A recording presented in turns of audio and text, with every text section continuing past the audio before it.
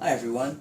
So one of the things with eating healthy is, if you're like me, I grew up in a family that had a real big sweet tooth, and so I'm having to kind of look up alternatives, to kind of satisfy that sweet tooth. And so I'm going to show you how to make a dessert tonight that only has 3, possibly 4 ingredients, because the recipe I found online, it was a good starting point. There's some things I didn't care for it too much, like really to me, as opposed to being the so-called ice cream. They call it a sundae, but a sundae is made with ice cream, right? But as opposed to that, it was really more like the consistency of just, it was really liquidy, and I didn't care for that too much, so I had to put in a second banana to thicken it. And I made this like a week ago, and it came out about like a milkshake, which was fine. It was kind of better than the first version, but still, to me, I kind of want it thicker, just more of a something that's really more spoonable than even sort of that thin milkshake that it kind of ended up being. So that's one thing, is I like to, when I have a recipe, if there's some things to be salvageable for it, I'll make my modifications. And sometimes, kind of like I am right here, I'm taking just the very basic idea of a recipe and having to like radically change it so that it meets my needs and my desires. So let's try this out, making some so-called ice cream. All right, everyone. So here we have our ingredients to make our ice cream. I'm just going to call it that, even though it's technically not that. So we have frozen bananas. We have, I'm using plain Greek yogurt. So nothing with any kind of flavors. I use plain Greek yogurt for a number of recipes. And it's a cup of that. So the original recipe was talking about using 1 frozen banana with 1 cup of almond milk and 1 scoop of protein powder. Well, I'm actually changing it up into using, kind of like I found out that last time, was at least 2 frozen bananas. So it'd be about half of what I have here in this little container. Actually, a cup of the plain Greek yogurt, hoping that maybe that will make it not where it's not so thin. And then some chocolate whey protein. Because I'm lactose intolerant, I typically use whey isolate, because it usually has very, very little lactose, if any, in there. All right, so let's get this started. I've already loaded up one of the bananas in there, and then one thing I've done with the bananas is I've gone ahead, when I put them into freeze, as I peeled them, I kind of broke them off into about 4 quarters and put them in there. That way it kind of more like ice cubes, in a way that it will hopefully be chopped up or creamed up a lot better.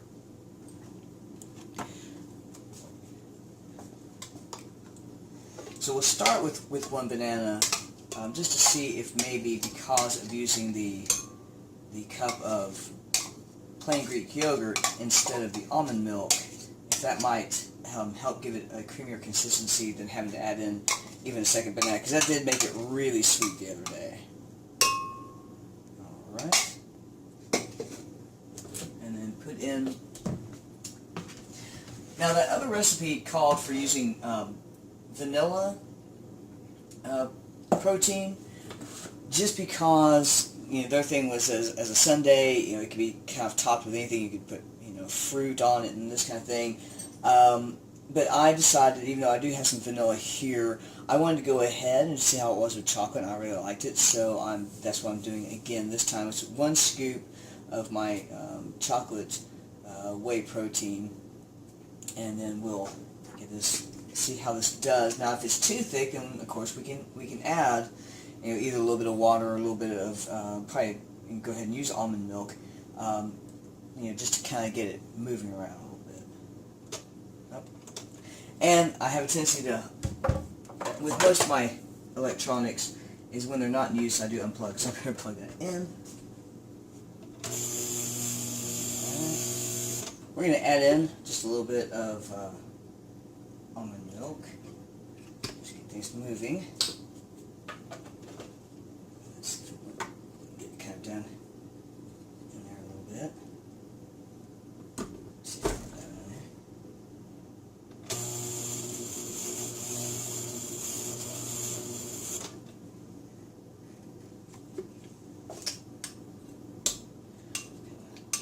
Do a little bit of a stir.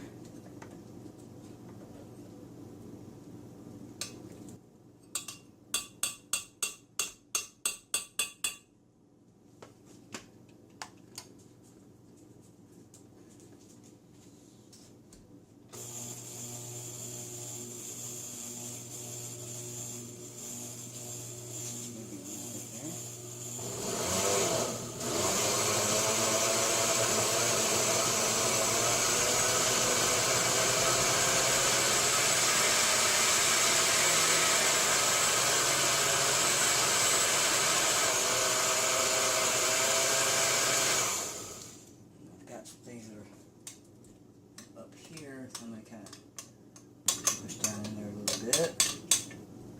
And it's fairly thin right now, so I'll most likely have to put in a second batch.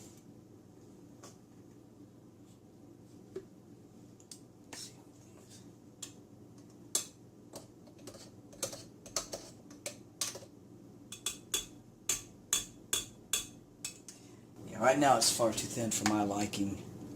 And so I'm going to go ahead and put in another first banana.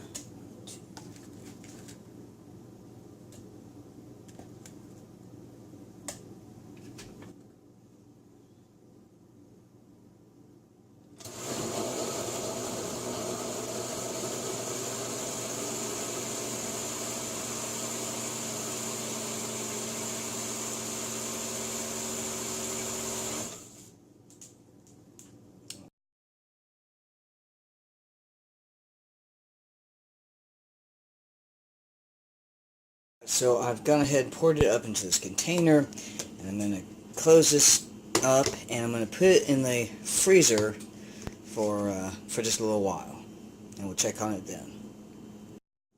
Alright, so I've taken the ice cream back out of the freezer, and let's have a look, see how it turned out. It actually been there for a few hours there because I got to doing other things and just not coming back to it. But yeah, it's pretty good and solid there. Yeah, alright. You know, it's a little, iced on the top, but underneath there's that sort of creaminess there.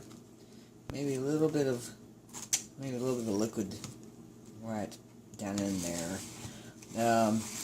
But I'm guessing if you just kind of take a little bit from that top, and then as it freezes longer, it would then ice up in there, because it's really kind of around the sides. Most of it is sort of really kind of iced up. So yeah, kind of a nice little consistency there. Right. Let's get our little bowl of ice cream. Alright, so let's give this a try here.